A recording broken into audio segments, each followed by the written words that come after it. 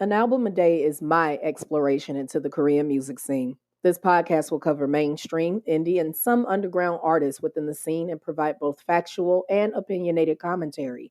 The biggest benefit to sharing my thoughts this way is that it will hopefully expose you to more great music and exploration of your own. You're tuned into an album a day. Show start.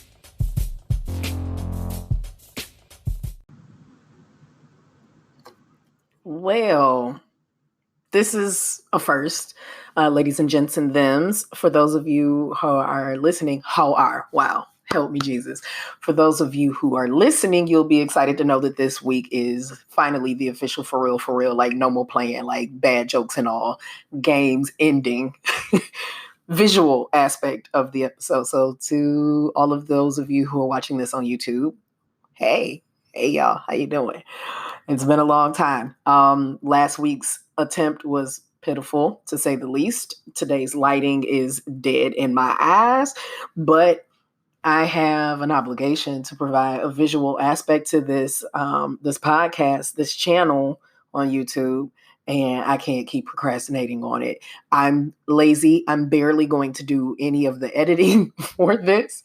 You just got to bear with me while I work through all of that. So for today, we are on episode 39, and we are talking about Two Eyes. Two Eyes was a South Korean girl group, and they were under Citus HQ, and they debuted in 2013, and then their time in the sunlight ended in 2018, and a bit of a legal issue. They had far more of a kerplunk than they did in terms of opportunity to really do amazing things. And that's just unfortunate. And if you heard that vibration, that's my phone reminding me, hey, it's time to record. So it'll probably do it again in about 10 minutes, but I'll probably be finished by then. So pre-debut, the thing is, they were on a label that had an association with GOD. That's a first generation, super successful boy band.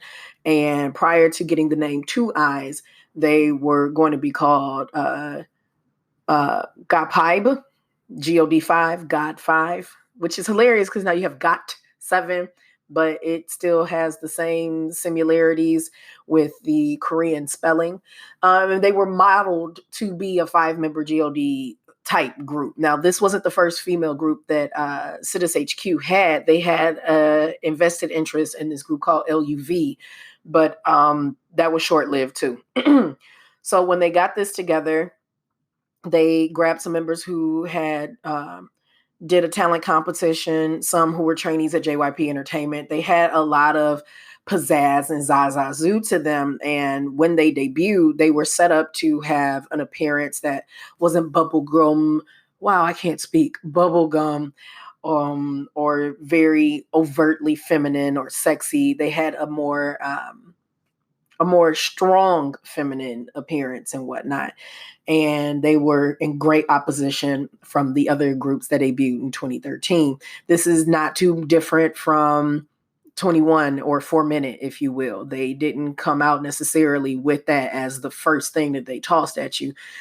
More so with 21 than with 4 Minute. But at the time when the group was founded, there was Lee Hyung-suk.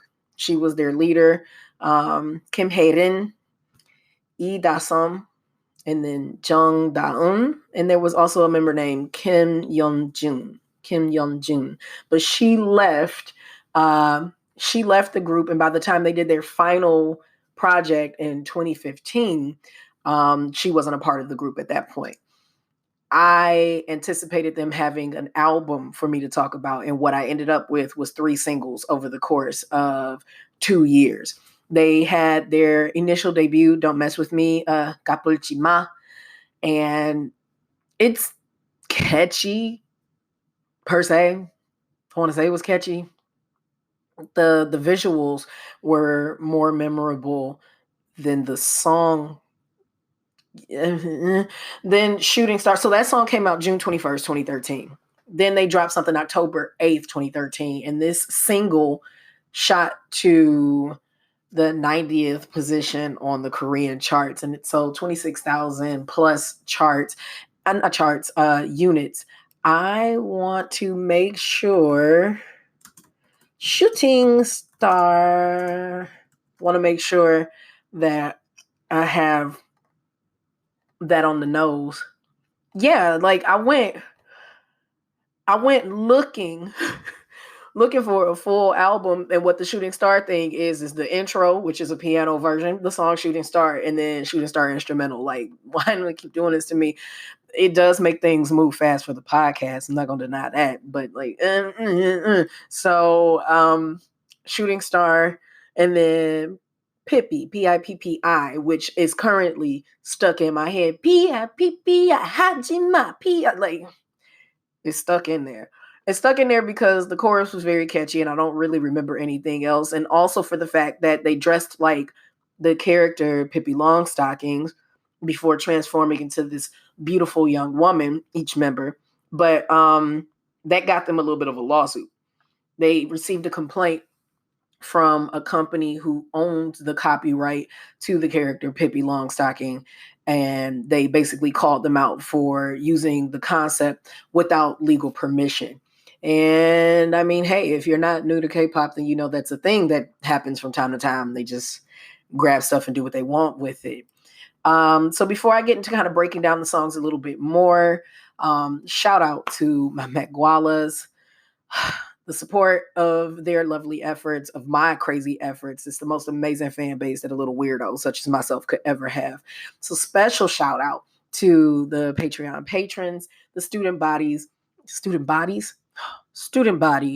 and the scholars who keep my vision of becoming your favorite Korean music historian, exploring all the industry from A to Z, a real thing.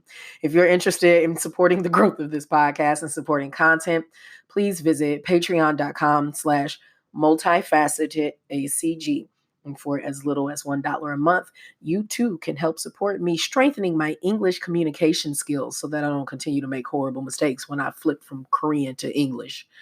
K-pop fans, on a scale of 1 to 5, with 5 being essential listening and 1 not worth mentioning, the A3Day rating on this group, because they did not have a full album for me to do my job, and it's agitating, but they were the next number in line, so I want to stay in order. I'm going to give them a 3.5. They had potential that wasn't fully, it didn't come to full fruition. For them to be a group as long as they were, and not get a full album out of it, not get a lot of promo. Like, I had to watch one of their performances on Show Champion in order to hear Shooting Star appropriately, because I clicked what I thought was a video, ended up being a teaser, and I'm like, why would you do this to me? But it was also my fault. I should have just looked because it said 36 seconds. I was just basing it off a thumbnail. I didn't look at the time.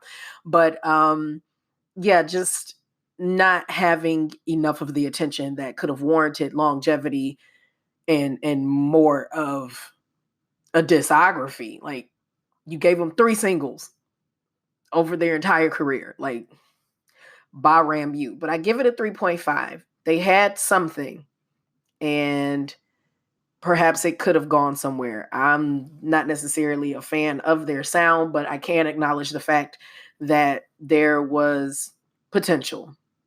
There was potential. And that's all I have. Like, they don't have a discography, so I can't really get into them. That's all I can share. We're going to leave with them and go into our next group, who I've never heard of before. So you'll want to make sure to tune in for that episode as soon as it publishes.